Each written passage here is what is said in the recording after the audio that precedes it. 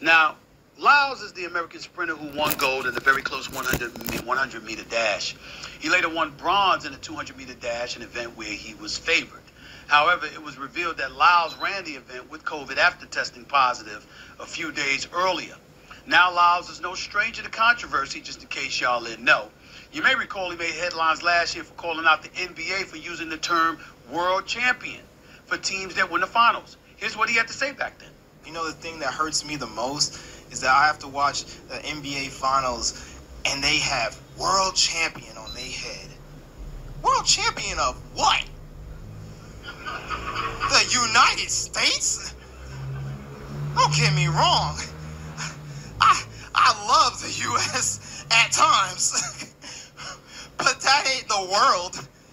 That is not the world. We are the world. We have almost every country out here fighting, thriving, putting on their flag to show that they are represented. There ain't no flags in the NBA. As for USA Basketball, they shared this tweet after beating France for the gold medal on Saturday. Quote, "Are we the world champions now?" End quote. It's all in fun. It's no big deal. And I'm not going to make this out to be a big deal. But when you talk as much smack as Noah Lyles does, we don't want to hear about COVID. I know his team's making a big deal about it. I mean, he won bronze in the 200-meter. All right? He withdrew from the 4x100-meter relays because he was sick. Certainly nobody is questioning the legitimacy of his illness or anything like that. I certainly don't mean to imply that. And Noah Lyles is somebody to be celebrated. But so is Team USA. Why would you throw shade on that? Do you have any idea how many international players bless the NBA? Jokic is a 3-time league MVP. Where's he from? Luka Doncic is a superstar in this league. Where's he from? Manu Ginobili for years starred in San Antonio. Where's he from? Joel Embiid is from Cameroon. I mean, when you look at stars that have blessed the NBA, when you look at the fabric of the NBA rosters, you see players from all over the world blessing rosters. That's why they can call themselves world champion. Because the best that the world has to offer in the sport of basketball find themselves participating in NBA competition, Noah Lyles. That's why. So I appreciate Team USA saying, "Are we world champions now?" Thank you very much for doing that. Now let me get to Noah Lyles specifically, because his stuff was crazy. Let's take this back and let's dial the clock back and understand how phenomenal he is, because I'm not throwing any shade on Noah Lyles for his exploits or whatever. The guy is phenomenal, and I hope to see him in Los Angeles in 2028 doing the same thing. But he did promise, he was intending to have a clean sweep and to walk away with 3 gold medals in the 100 to 200 and the 4x100-meter relay. And he only walked away with 1. And that was by a nose. I mean, ladies and gentlemen, 9.784 seconds to be exact, to edge out Jamaican Kashane Thompson of Jamaica by 5 thousandths of a tick of the clock. 5 thousandths.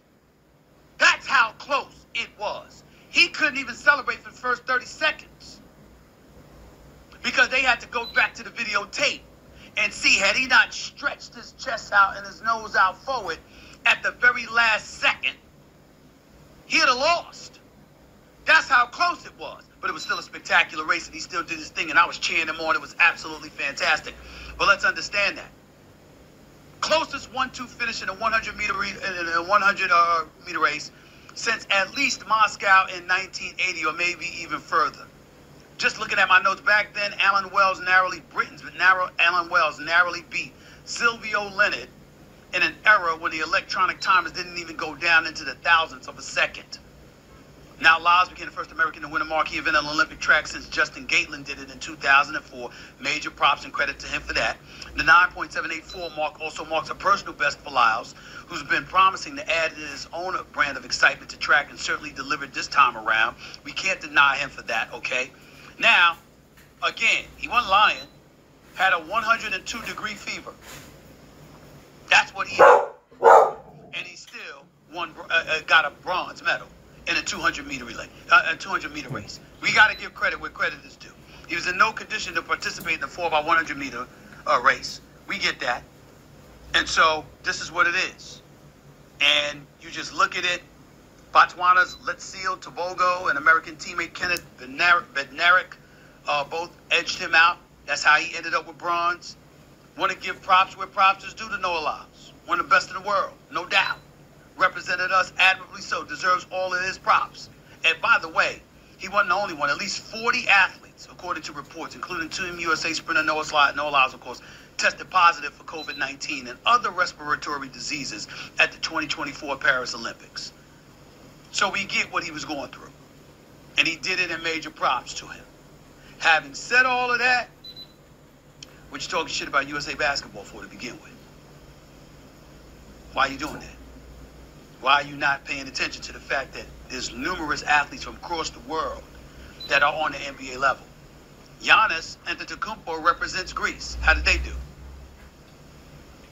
Jokic represented Serbia. How he do? Wembanyama was in the gold medal game. Did they go home with gold? Rudy Gobert was there too.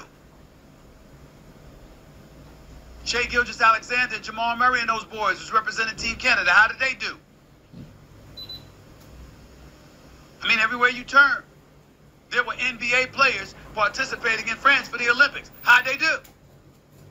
They didn't do so well, did they? So I'm just saying, let's pay attention to it and give respect where respect is due. And by the way, I said Justin Gatlin. It's Justin Gatlin. My bad. So I'm just saying these are kind of important things. It really, really is. I just want you to think about that just for a second.